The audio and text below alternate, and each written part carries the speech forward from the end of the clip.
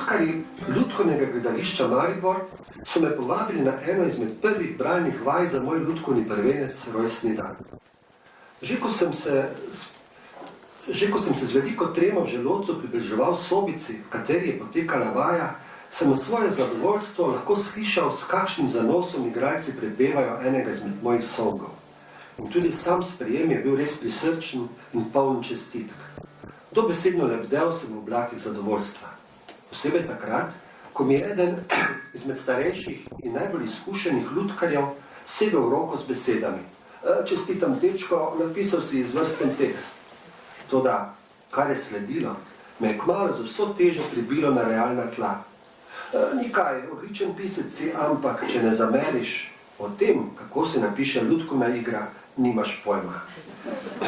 Svojo roko je pred mojimi široko odprtimi očmi spretno spremenil lutko in mi zadevo nadzorno ponazoril z odlomkom iz besedil.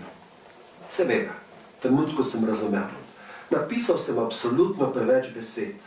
Gostobesednost lahko namreč lutko povsem ohromi in zaduši vse njene mnogovrstne možnosti in kvalitete.